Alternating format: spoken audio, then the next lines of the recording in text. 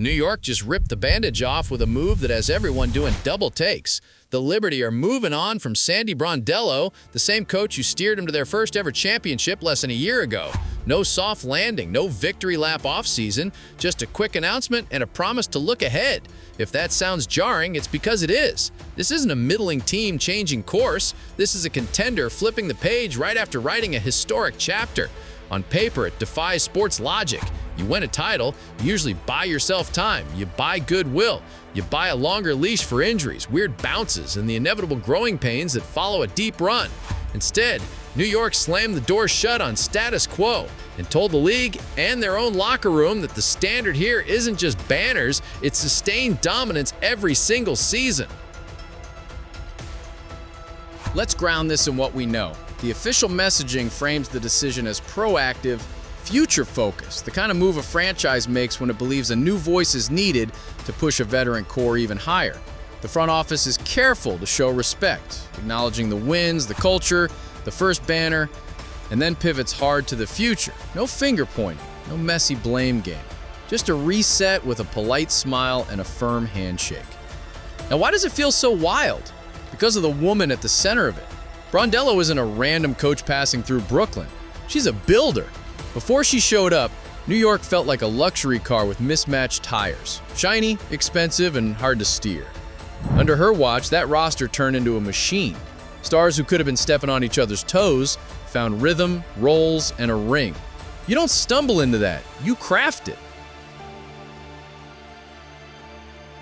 Zoom out, and the timeline gets even spicier. Last year was confetti and catharsis. This year, early exit, tough breaks, lineup churn, and the vibe of a team that had everything to lose and found out how unforgiving that pressure can be. Depending on where you sit, that's either proof a shakeup was necessary or evidence that the organization didn't give a championship coach enough runway to stabilize the turbulence.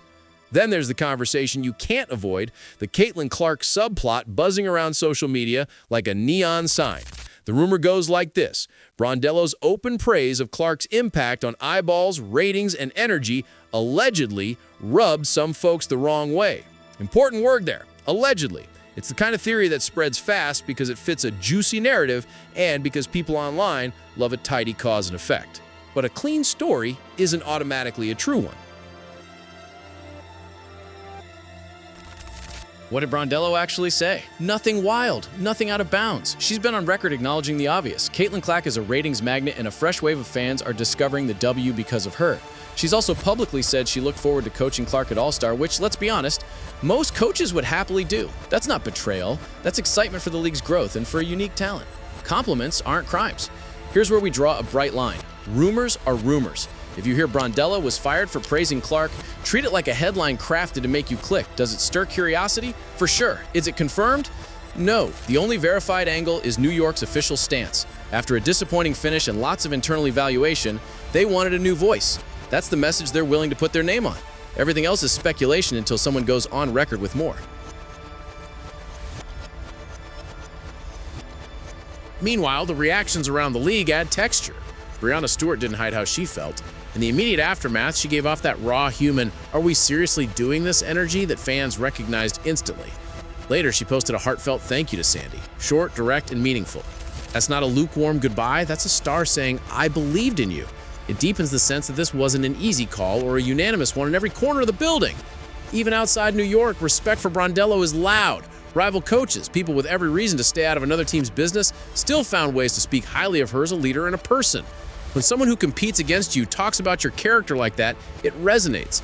It reminds everyone that this isn't just a basketball decision, it's a human one with relationships and trust woven into every line of the story. Fans, of course, are doing what fans do, connecting dots, reading between lines, and building mini theories that make sense from certain angles. Some are convinced the franchise has become hyper-controlling about its narrative, that praising the wrong star at the wrong time is frowned upon. Others think this is simply about performance, a super team standard, a painful early exit, and a front office unwilling to risk stagnation while the window is wide open. Let's talk about the elephant, the Caitlin effect. Whether you love the discourse or roll your eyes at it, the surge is real. More viewers, more sold-out arenas, more kids in jerseys. The gravitational pull is obvious, but the smartest way to handle that gravity is to thread the needle. Appreciate what it brings without letting it disrupt your ecosystem. Acknowledging that Clark's presence helps the league doesn't mean your stars are second string. It means more people are watching everyone. And here's a quick myth buster while we're here. Those Clark said she might leave thumbnails, that's clickbait central. It's been said by random corners of the internet isn't the same as reporting. If Clark had made a statement like that, credible outlets would have blasted push alerts to your phone. The absence of real sourcing tells you everything. Put that claim in the rumor bucket, close the lid, and keep it there unless facts show up. If you're New York's front office, you probably knew all this chatter was coming the moment you made the move. You don't release a franchise-defining coach without bracing for blowback, which is why the tone mattered so much. Respectful of the past, focused on the future, careful not to make it about a single series or a single player or a single quote. The message is, we're choosing a strategic shift, not we're blaming someone. But strip away the press release polish, and you still have a core question. Can a new voice really take this roster higher? The Liberty stars, Stewart, Ionescu, Jones, are elite. The basketball IQ is sky high. The championship DNA is proven. If there's an extra gear, it's probably tactical tweaks, late-game decision-making, and a fresh set of eyes on matchups that haunted them down the stretch. That's the bet the franchise just made. There's also the locker room chemistry piece. Coaching isn't just schemes and ATOs, it's how you manage egos, keep roles clear, and build trust when the temperature spikes. Brondello succeeded at that in a market where headlines can snowball into avalanches. Whoever steps in next inherits a group that believes it's good enough to win again tomorrow morning. That belief is a gift and a pressure cooker, wrapped in the same package. If you're trying to imagine the short list, think modern and adaptable. Someone who toggles between pace and space and slow it down playoff basketball without blinking. Someone who understands how to maximize Sabrina's on-ball creativity while still feeding Stewart inner kill spots and keeping Jones engaged and feared on both ends. It's not about making a splashy hire for headlines. It's about getting the fit right before training camp even opens. As for Brondello herself, she's not fading into the background. This is a coach with rings in multiple cities, a track record that travels, and a reputation for organization and composure. She'll be a top candidate wherever a job opens, whether that's an immediate vacancy, a franchise in transition, or a fast-moving expansion build looking for credibility on day one. If she returns with a team that crosses paths with New York in the postseason, you don't need a script to picture the intrigue. Let's not pretend this all happens in a vacuum. Around the league, coaching tenures are getting shorter, patience is thinner, and the playoff margin for error is razor blade sharp. It's not unique to the W, it's the modern sports economy. Front offices feel timelines breathing down their necks. Windows are short, super teams age, contracts tick. If you believe the group needs a new push, you act now, not later. It's ruthless, but it's also the reality at the top. Still, optics matter, and that's why this story has legs. Firing a championship coach invites speculation even in the best circumstances. Do it in a media hub like New York, the week after a frustrating exit, and right as fan debates about star attention and league politics are already at a simmer, yeah, the pot boils instantly. The line between tough basketball decision and narrative control gets blurry fast. What's fair to say is this: two truths can coexist. It can be true that the Liberty saw tactical or cultural reasons to turn the page, and it can be true that the rumor mill seizes on timing and coincidental quotes to build its own alternate world. Fans don't have to pick a side forever. They can demand clarity, track what gets said publicly, and watch how the next coach's philosophy lines up with the front office's promised direction. For the players, the message is equal parts challenge and reassurance. Challenge: nothing is promised. The bar is sky high, and the grace period is over. Reassurance: this is still a roster designed to compete for titles right now. If the hire is right, the first practice with the new staff will feel like a gust of fresh air. New terminology, different emphasis, tweaks that wake up muscle memory and spark curiosity. For the league, the moment is instructive. The W is experiencing unprecedented attention, and that spotlight doesn't just land on highlight reels, it lands on decisions like this. The takeaway shouldn't be fear of praise or hyper-control over narratives. The winning play is to ride the wave, use the floodlights to show off the entire stage, from vets to rookies, from big markets to small, from already famous to next up. Growth is exponential when the story is bigger than one person. A quick note on tone, because it matters. People online can get tribal fast. One camp goes all in on the idea that any mention of Clark is disloyal if it doesn't include a but. Another camp thinks not mentioning her is denial. The middle path is simpler and smarter. Acknowledge the gravity without acting threatened by it. There's room for multiple stars in one sky. The league is at its best when that truth is the default setting. So what should we watch for next? First, how quickly the Liberty move. Fast hires signal confidence. Maybe conversations have been ongoing about the profile, if not specific names. Second, early quotes from the new coach. Listen for philosophy, pace, spacing, defensive identity, late game process. Third, the first month of practices and games. You'll see the handprint immediately. New play calls, new timing, and different counters when opponents load up on Stewart or chase Sabrina over screens.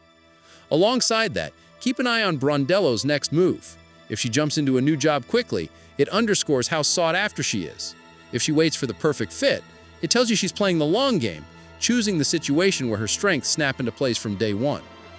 Either way, don't confuse parting ways with fading away. You don't build the resume she has and then vanish when a press release drops. Let's circle back to the core fan question. Was this the right call? The honest answer depends on your risk tolerance. If you believe a contender should do everything to avoid staleness, you'll nod along with proactive. If you believe continuity is crucial, you'll see a franchise overcorrecting to a rough series. Both are reasonable. What will decide it is whether the next coach unlocks a version of the Liberty that can handle the ugliest 5 minutes of playoff basketball better than anyone else. There's also the intangible element, voice. Sometimes a different cadence grabs a room. A new way of explaining the same principle suddenly hits. A subtle shift in defensive language changes how players communicate on switches. Those micro tweaks matter in May and June. The playoffs don't reward pretty good, they reward razor precise. If the hire sharpens the blade, the story gets rewritten as bold and brilliant in hindsight. One thing we won't do here is twist speculation into certainty. Rumors suggest this, reports claim that, fans say they heard something else. That's fine for conversation, it's not the same as confirmation. When real sourcing appears, the story will either validate the front office line or expose a different calculus. Until then, the cleanest summary is simple. New York chose the unknown over the comfortable, and that choice carries both risk and potential. If you're hoping for drama beyond the decision, don't worry. The season will supply it. Rival arenas will lean into the subplot. Every Liberty drought will prompt you. Did they make the right move? Every hot streak will revive the "see, this is why they did it" chorus. That's the deal you make when you switch captains on a championship ship. Every wave either proves or disproves your call in real time. There's a human story layered under all of this that shouldn't get lost. Coaches aren't just clipboards. They're translators, counselors, and steady hands in a lifestyle that never stops moving. Brondello brought calm to a franchise that once felt chaotic. That's not a small legacy, and it's why, even if you agree with the move, you can still respect the body of work and wish the person well without hedging it. For the players who backed her publicly, the next step is clean. Show up, set the tone, lead loudly. That's the star tax. When the organization makes a seismic decision, your response becomes the first domino in how the rest of the team reacts. If the captains are bought in, it trickles down. If the captains waver, nobody breathes easy. The great leaders align their standards with the reality in front of them, not the memory behind them. In the stands and on the timeline, fans will keep arguing, memeing, and theorizing. That tension isn't all bad. Friction generates interest. Rivalries need fuel. As long as the conversation doesn't turn into a toxic bonfire, the league benefits from passionate debate. The key is remembering there's a difference between heat and hate. One grows the game, the other scorches it. When the dust settles, the simplest truth is also the most interesting. New York believes it can be better than a champion who stumbled once. That belief is borderline audacious. It's also the mindset that turns contenders into dynasties, if you get it right. If the new coach elevates this group, the move will read like chess. If not, the second guessing will be merciless, because that's what bright lights and big markets do. There's a poetic irony in the timing. The WNBA is scaling up, the spotlight is hotter than ever, and New York, center of the media universe, just handed everyone a narrative with 1,000 angles. Politics versus performance, continuity versus change, star gravity versus team identity. It's the kind of storyline that will stick to every game the Liberty play for months. And yes, the Clark conversation will keep humming in the background because it hums behind the whole league right now. The smartest takeaway is the boring one. Embrace the attention without resenting it. Growth is messy. Spotlights tilt.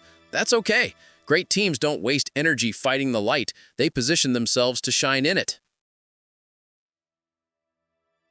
When you strip away the noise, the task ahead for the Liberty is beautifully straightforward. Defend like every possession is the last one of your season, execute late like you've already seen the future, and let your stars be stars without stepping on each other's oxygen. Everything else, the rumors, the pressers, the think pieces, fades when the ball finds the bottom of the net in May and June. And for Sandy Brondello, she exits New York with her head up and her resume heavier. Another chapter ends, but the book is nowhere near done. Somewhere, a GM is looking at a whiteboard and circling her name with a thick marker. That's not pity, that's respect. You don't accidentally win in 2 cities. You don't build credibility in a market like New York and walk away empty-handed. This is how the league grows, through uncomfortable choices, through debates that mix basketball and culture, through personalities that fans can't stop watching. If you're exhausted by the discourse, I get it. If you're energized by the drama, I get that too. Either way, the next practice, the next hire, the next close game, that's where this story will be written for real. So, where do we land? With a team that chose risk over routine, with a coach who will get another shot to prove her blueprint travels, with fans who will keep dissecting plays and press releases with the same intensity, and with a league still figuring out how to navigate a tidal wave of attention without losing its footing. If you're a Liberty fan, brace for a season that's going to feel like a test every other night. If you're a neutral, get popcorn. If you're a Sandy supporter, keep an eye on the coaching carousel because her name's going to pop up fast and often. And if you're chasing clarity on the rumors, keep your ear tuned to what gets said on record, not just what floats across your feed at 2 a.m. In the end, the ball doesn't care about press releases. It doesn't care about rumors, narratives, or thumbnails. It listens to spacing, timing, and decisions made in the 2 seconds where champions breathe slower than everyone else. New York believes a different voice will own those 2 seconds. Now they have to prove it, one possession at a time, with the whole basketball world watching.